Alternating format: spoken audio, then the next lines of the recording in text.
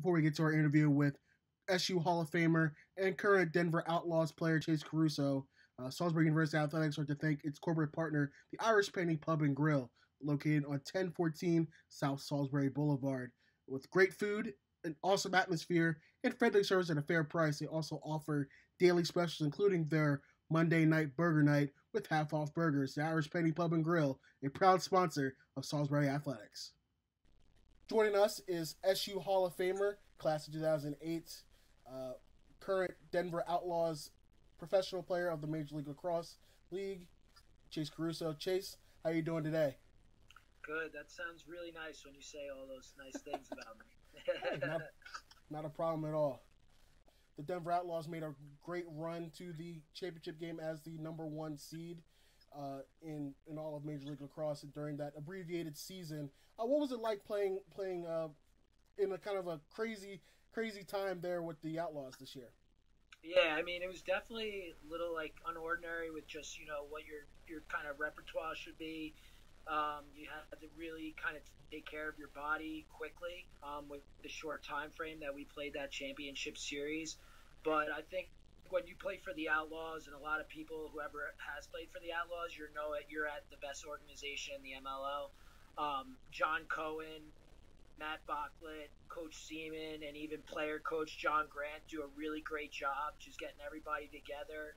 And over such a short period of time, you got a lot of new guys coming in. They made us feel like a family, and they had everything set up for us, whether it was ice baths, treatment, whatever you needed, they had ready for you. So I think that's probably why we had so much success, is because how great their organization is and how fast we were able to come together really helped us start out quick in that championship series. I know we didn't get the result that we wanted to, but I mean, those are some of the relationships that I'll have forever. Absolutely. Now, what was life like in the bubble? You know, a lot of people are making putting attention on, MLB, NBA, NHL. Now, the latter two leagues are playing in a bubble while MLB is traveling back and forth, things like that, and they're having issues with COVID staying healthy. How was the MLL experience inside the bubble in Annapolis? It was great. I mean, they did an excellent job, taking our temperatures whenever we were leaving the hotel and going to the field. Um, I mean, we took 2 COVID tests prior to going there. Then we had the quarantine for 14 days. So I was kind of used to being isolated. It's definitely not something that I would recommend, but I mean, a lot of people are going through that right now, I think, wherever you're living. So it's just, making sure you take the best out of your advantage. I was able to kind of get away from being quarantined at home to being quarantined in a hotel and being able to play lacrosse, the sport I love. So it's just, and they did an excellent job. I mean, they had food for us at the hotel, the MLL staff. I mean, they did a really great job getting us everything that we needed. But, definitely not being able to go out and experience Annapolis, which is, as you probably know, is a beautiful city. And, you had to deal with that. But all in all, it was a great atmosphere, and I got to meet a lot of great guys on my team. But definitely some things, just not being used to being trapped inside. But everybody's dealing with that right now, I feel like. Maybe a little known fact, you're probably one of the older players on the team. Probably, you had He's not me. a graduate of 2008. Did you have a little bit of layoff in between going back and playing for the Outlaws this season? Yeah, I mean, I hadn't played in a real game since my national championship in 2007. So it was like a 13-year layoff for me, which obviously took a little bit of time getting used to, especially coming from D3 to playing in the MLL with these, top league pros. And just there was a lot of things that, that I could get away with at the D3 level that where when you go to the MLL, you got to be on point. Off ball is a huge part of the game now, I think. The indoor guys have really implemented into the outdoor game, that 2-man game. So just knowing where your guy is and where the ball is huge. And like when I played at Salisbury, I was more of an on-ball guy. Being able to throw takeaway checks and they would just lock off, where I didn't really have to worry about off-ball. But once I got to the MLL and being away from the game so long, the speed is 10 times faster. Everybody's, an All-American in high school, college or high school. So just getting used to that type of speed of the game definitely took a while. But I think, like I said, I mean, I played for the best organization with the Outlaws, and we had probably the best defensive coach that I've ever played for, probably since I was at Salisbury, in Ken Clausen. And he did an excellent job on just getting us ready, especially me, on what to expect. And he warned me too. He's like, when I translated from college, and he played at D1 Virginia, he's like, the speed of the game is it's a lot faster. And I think whenever you go from the college to the professional level, that's the big difference. You know, you'll see some players get lost because of the speed of the game, but I think all in all, I was able to translate, pretty well when I got my time out on the field. I did get, probably a couple times burnt off ball when, those Canadian guys see the back of your helmet, they're going to go on you. So it's just, being aware. You always got to be on your game at every second. You can't have a downtime. You can't get lazy out there. Did anyone help you kind of get back into the swing of things of playing competitive lacrosse and getting back on the field?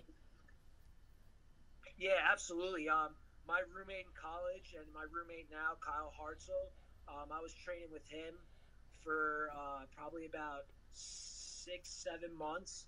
And we also had a guy, Doug Gizzy, at Zone Ready Sports. He's one of the top trainers in LA. He was helping us with just hip mobility, footwork, speed work, and Kyle Hartzell's an absolute beast when it comes to that. When people say, and he says, like, I'm the fittest guy in the league, that's true. He really is. He takes his workouts, he takes everything seriously. There's no joking around. And I appreciated that because I can kind of be that kind of joker. And I'm sure a lot of my teammates will probably attest to that. But just making sure that, just like being out on the field, you can't take any time off. And he really taught me that. And just obviously, like, there was drills, like, even in college, I was never really a big workout guy. I kind of could get away with my athletic ability, but obviously being 35, like you mentioned, you need to train yourself. You need to go 100%, 110% in every workout you do. And Doug was amazing too. I mean, working out with him on the beach, there would be times where I just wanted to throw up on the beach, but he would be like, dude, you got to get through this. You're the old man out there. These guys are going to be looking to take advantage of your age, so you want to come out ready and prepared, and those guys did that. And we also got strength training workouts from Jay Dyer, who's probably known as one of the best strength training coaches and conditioning coaches in Maryland. He works with Hopkins and the USA lacrosse programs, and I mean, when you do his workouts, you're very lightheaded. I'll just put it that way at the end of them. Yeah, they were not. I would send him DMs like, dude, I want to kill you right now. Like, Kyle's killing us. Like, and you'll see Kyle's post. He has a love-hate relationship with Jay Dyer. But yeah, it was awesome. It was and it was just great to be back out there competing again, especially with my best friend and college roommate Kyle Hartzell. Now, in between that, like you said, 13-year layoff, how'd you stay involved in the sport of lacrosse? I was doing some coaching. I actually got away from the sport for a while. Like, I didn't touch a stick for probably 4 or 5 years. Wow. I kind of wanted that break after Salisbury winning the national championship there in 2007. And I went into the pharmaceutical industry, pursued a career in there, and just watching the game get promoted like it is now brought back that drive. Like, I saw my boy Kyle doing those things, and I'm like, man, I wonder if I can get out there and do that. And, like, when we were in practice for the Outlaws, like, there was a couple of times where I'm just watching the speed, but then I could see, like, it would start to slow down for me, and I would land a couple over-the-head checks. That's kind of what I was known for, and I was able to kind of get my game back. But, yeah, like, and then I was also doing coaching. I would coach at Millen Force in Long Island for Mark Millen's team. A guy, Greg Klein, got me involved in that, and Greg actually was a really great player at UMass and was talking to me about coaching his kids, and I had an awesome time getting back coaching into that. And then Kyle took me to coach with him to do a couple of clinics, and getting to teach the sport that has done so much for me. It's got me a job, it's taught me how to be prepared for the adult world, and that was done by Coach Berkman. He's an absolute legend on preparing you for not only lacrosse but life lessons too. and just getting to teach kids not only the game of lacrosse, but how this is going to translate to after lacrosse world. Because obviously not everybody's going to get to go play pro lacrosse, but you can still have your hand in it. You know, you can coach it, you can do lessons, and that's kind of what I'm doing now. And it's awesome. You know, you get to see kids that, especially out in Utah, that the sport is still growing out here. You get to see them go from point A to point Z, and it's like, wow, man, you had a hand in that. So it's definitely it's a great experience to get back and coaching and get back to playing. You know, we'll talk about Coach Berkman and your time at SU in a little bit, but did playing at Salisbury, you know, playing in national championships and high level games, how did that really prepare you for kind of doing that transition into pro lacrosse? Yeah, I mean, when I played at Salisbury, I mean, our toughest games were going against our practice. We would do defensive the first unit going against offensive first unit, and guarding guys like, you know, Matt Dassinger, even my junior year, my boy Jimmy Creighton, Mike Hurley. You know, there was a ton of, like, Ryan Rohde, just a couple of names to mention. Like, you were going against the top level, and these guys could play top D1 lacrosse too. So it was just getting to compete, and the way Coach Berkman set that environment, you know, he kind of puts you against yourself, meaning, like, he wasn't going to be there to, you know, remind you to go work out. You know, we did have, like, Ed's workouts set up at Salisbury, and we would go to the training facilities, and you would, you know, go do that. But that was pretty much it. You know, you were on your own, and you knew somebody was trying to take your spot. And then playing in the national championship, both my junior and senior year, I mean, we were playing in front of 15,000 to 20,000 people. And I remember the first time I got the ball in my stick, my junior year, I, like, looked up at the crowd, and I was like, holy smokes. Like it kind of, like, just, like, put me back. And I even think I turned the ball over right away. And it was like, all right, you got to just get your zone back and, like, zone out everybody. But that absolutely, like, and even playing at Salisbury, you know, we played in front of 2,500 to 3,000 people at times. I mean, when we played War on the Shore, there was probably anywhere from, like, 5 to 10,000 people there. So, you know, those type of atmospheres were kind of intense. But, you know, we, like you said, like, that helped me prepare to play in the professional league. Now let's go back to your collegiate career. How was your path to Salisbury coming from New York? Well, I got recruited to play at Sacred Heart University, which was a Division I program, and at the time they were playing in the CAA, which was a really tough division. We played Hofstra, Towson, Delaware, Villanova, Drexel, and I think there was one more team in there. I think it was either maybe like Butler or somebody, but that was a really tough. It was tough. We were kind of on the downside, and I came from a high school program in Huntington that, you know, was a very winning program. You know, maybe we lost like 2 or 3 games each year at the most, and then going to Sacred Heart where, you know, it was tough to win a game. You know, every game was a dogfight. So going from there, I wanted to get back into that winning atmosphere. And my roommate, Jimmy Creighton, who would come home every year, he went 4 years at Salisbury. He would come home every year with the national championship ring, and he would make me know. He would be like, look at the fingers, bro. Check it out. And I'd be like, this son of a gun, you know, like, I got to deal with this. And so after my sophomore year and I'm talking to Jimmy, I was like, man, I think I want to come to Salisbury. And so he's like, listen, come with me. You can visit me. I'll introduce you to Coach Berkman. And I remember going out there, hanging out with the team, meeting legends like Shaun White, Jeff Biggess, Justin Smith, you know, getting to meet those guys and seeing how important bleeding that gold is at Salisbury and just the tradition of lacrosse. I knew that place was for me. I mean, I went into Berkman's office, and Berkman's like probably one of the best recruiters. He'll lay out all his rings for you when you come in. And I'm like, listen, you don't have to do the show for me. Just tell me where to sign. I'm here. I'm ready to go. You know, my boy Jimmy and, like, everybody at Salisbury made me feel like, you know, I'm already part of the family. I got to meet the coaches, Dobbins and J.O. And J.O. was one of my favorite guys to play for. I mean, he played no favorites, which I love as a player. You know, I feel like, you know, some coaches know that they have, like, special players and they can kind of let those guys go and do their thing. There was none of that at Salisbury. Everybody was treated equally, whether you were the first guy on the team or you were the last guy on the team. Everybody was treated the same there, and I think that's why you see the success that program had, and that's why I definitely, after my sophomore year, I was like, dude, I'm going to Salisbury. You know, I don't really, the whole D1, D3 thing, and like from when I was telling my coach at Sacred Heart, he was like, Chase, I don't know if you can play at Salisbury. And I looked at him, I'm like, what? That's Division 3.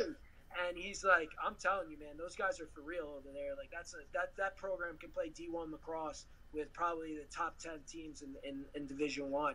And when I got there, you know, it was an eye opening to see how good those kids were, and I was just happy that I made that decision. Looking back at your career, you know, obviously you nothing to sneeze at. You know, you were a National Player of the Year, National Long Stick Player of the Year, All-American, playing in national championship games, winning national championships. What were some of your favorite memories of being on the field at SU? Yeah, I mean, all the awards were awesome, and getting to be in the Hall of Fame was great. You know, that stuff definitely, it feels awesome to be recognized for the hard work that you put in. But like you said, the biggest thing for me, you know, the two big things was, one, I lost one, and that's probably the toughest thing to get over. Me and my boy Kyle still talk about it. But winning that national championship, like Coach Berkman, he gives a speech, and I've actually used it in a few of my best man speeches. You know, there's the three things that are going to be the best thing that happened to you in your life. You know, the first time you get married, the first time you have a kid, and winning a national championship. And I still haven't done the first two, which, you know, probably taking a while for that to happen. I know my mom would probably want that to hurry up.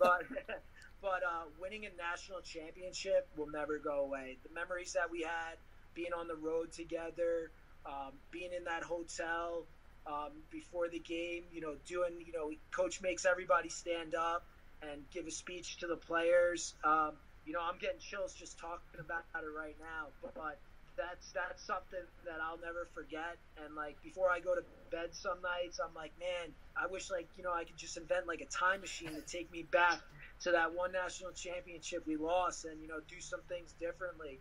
But you know, and then I just go back to thinking about the national championship I won, and knowing that some guys have never and will never get to experience that in their careers. It's just something that you got to be grateful for, and I'll always be grateful for my teammates, and all those awards I won wouldn't be without them. You know, like, I got to play on a team that had 10 All-Americans, and I was probably lucky to be recognized as National Player of the Year, because there could have been 4 other guys that could have got that award on my team. And I think that's the big thing at Salisbury, especially when we were playing there. We went out every game knowing we were going to beat the other team. Like, before that team got off the bus, we knew we were going to beat them. And we would do our chant coming through the tunnel, and Eric Bishop would be out there banging the hammer on the steel, and it would psych out the team, and just going through that, you know, chemistry and developing those relationships was amazing, and something that I'm really grateful to this day. Is there any like specific moment or specific saying that Coach Berkman had said to you or said to the team that really resonated with you for the rest of your life? Yeah, I think it's the motto at Salisbury: champions wear gold. You know, when we put on that gold jersey, and that's for all the big games, and for the national championship too. You know, you're representing a college that has tradition. I think he's got like 10 or 12 national championships there. And when I was there, you know, we had a team that won 69 games in a row. Unfortunately, we lost in the national championship, which, you know, Justin Smith and Whitey and Biggie and Martin will, you know, tell us all about. You guys blew the streak, but at least we got it back the next year. But like, when you put on that gold jersey and Coach Berkman says, "Hey, champions wear gold," you know you're ready to ride or die for your boys, and that's just the atmosphere he created there. And you know, that's something, like you said, like, that's the one thing I always take away from Coach Berkman, man. He gives you that smirk, and he gives you that look. You know it's go time, and you know that other team's coming out there. They're probably going to play their best game in lacrosse. But at the end of the day, you know that's not going to have anything affect the game. You guys, he coaches to everything to the T. His game planning is insane. I still haven't seen it to this day. Maybe the only other coach that I played for that is like that structured is probably Coach Ken Clausen at the Outlaws. but Coach Bergman had every situation, every scenario in your brain ready to go, and you were ready for that. And that's something that, you know, I think that's why he's so successful. So yeah, that's definitely the one thing. Champions wear gold. That's awesome. That's awesome. You know, going back only a couple years ago now, you were inducted to the Hall of Fame in 2018. How did it feel to get inducted in such a prestigious, getting such a prestigious honor? And what was that weekend like being back on campus? It was insane. I mean, just to be in like the same, you know, talk about like being in that same conversation as some of the legends. Like I grew up with a guy that played at Salisbury, Kevin Honer, and he was like, he's on that wall. And then you see guys like Eric Martin, who's probably the best lacrosse player to ever come through Salisbury, besides like maybe Cottle or Kaufman. But I never got to see those guys play. I've seen highlights of Kaufman, and he was pretty ridiculous. But the best player that I've ever seen come through those ranks is Eric Martin, and being on the wall that he was at. And to my opinion, Sean White, probably the best long stick midi to ever play at Salisbury. He was my coach before there. He was just, you know, seeing his picture on that wall, and I used to make fun of him before my picture got put up there because he looked like a little goofball up there. But seeing my picture with my mullet out, or like, you know, whatever hairstyle they caught me in on that picture day, you know, I'll probably get reamed out for that one for a while. But it's an absolute privilege. You know, like I said, guys like Sean White, Jeff Biggis, Justin Smith, who was there at my Hall of Fame, he got inducted the same year I did. Being on that wall with those guys is an absolute honor. And I'll always, you know, just I get giddy. I feel like a little kid when I see my picture up there. So, like I said, it's an absolute privilege to even be mentioned on that wall with everybody that's up there. You gonna grow that mullet back out? It's getting there, man. I mean, I'm losing a lot of hair these days, but it's definitely getting to that point. I think because of COVID, you know, it was tough to kind of get a haircut, and then I kind of just let it grow. So it's definitely getting up to that length again. I wish I had the same hairline I did, but, you know, that will happen. Hopefully, maybe if I use some, like, Miracle Grow or something like that. But I'm good with it. I'm good with it. Yeah. Maybe a little segment we're going to try to do to kind of change it up a little bit. It's called Fast Five. It's going to be some 5 random questions. You feel like taking a part of that? Absolutely, my man. Shoot. All right, sweet. First question is, what's your go-to song that gets you pumped up before games? Oof. I'm a big Biggie fan. So, I mean, it's going to be any Biggie song, being from New York. Probably, I mean, the 10 Crack Commandments is awesome. I mean, there's a lot of Biggie songs that I listen to before I go out. Yeah, he's my boy. I'm a New York guy, so I got to represent Biggie all day. All right.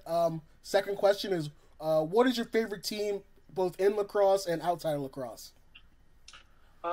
Favorite team in lacrosse, I'm going to say the Outlaws. You know, those I got to ride or die with my boys. Right. And obviously them giving me an opportunity, I'm really thankful for.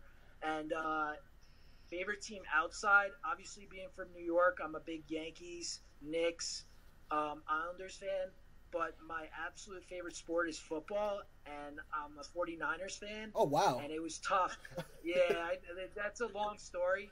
But the 49ers, you know, they had a great run last year. Unfortunately, we kind of, you know, we finished short, and it was tough because I got a lot of friends that would remind me of that, especially because I used to give them trash talk for being Giant fans. So, yeah, 49ers are definitely my squad. I'll ride or die with them till I hit the grave. So that's definitely my number one team, the 49ers. So what's the story with the 49ers? You with the Giants and Jets right there, and also the Bills in New York. What's the deal with them?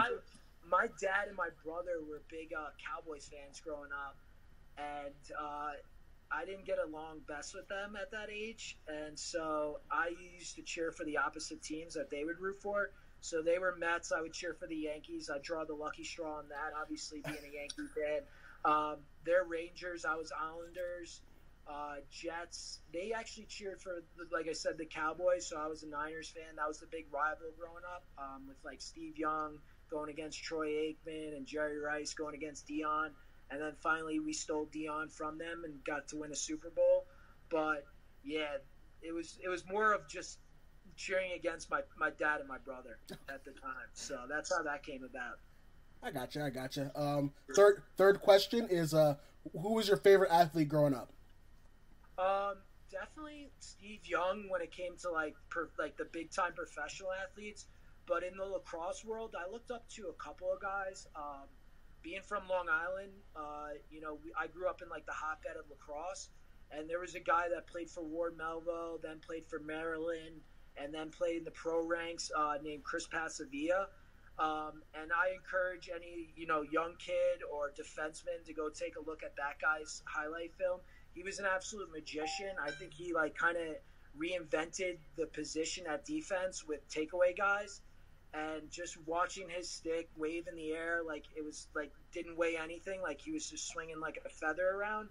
Right. And it was all to set up checks and to kind of time people up. It was just absolutely amazing. That definitely my favorite lacrosse player to watch.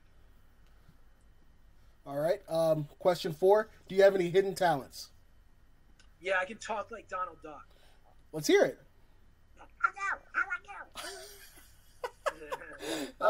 So if everything fails, I'm gonna have to wait for Disney World to open up, and then I'm gonna go steal Donald Duck's job. So yeah, I got that from my grandpa Charlie. So yeah, that's definitely one of my hidden gems right there. That's awesome. And last question, this little Fast Five segment is that if you didn't play lacrosse, what sports would you have liked to play professionally? I think if I got to hit the weight room a little bit more in high school, I wish I could have played football. I was a quarterback in high school, and I played with one of the best running backs in the world, this kid Randall McCoy, who's actually, he's been my brother since we were in like third grade. And I'm happy you actually asked that question, because he got diagnosed with ALS a couple of years ago, and he's in a battle for his life. But getting to play football with him and watch him play football, he made me love the sport so much just because of the things he did on the football field. And even going through this tough time in his life, he's been able to stay positive. And that was another reason why I came back to the sport of lacrosse, because, me and him talked, and I would just look at him and I'd be, complaining about stuff in my life that I wasn't happy with. And he would just be like, dude, look at what I'm going through. Stop you're crying. And, do what you want to do and be happy. Life's too short.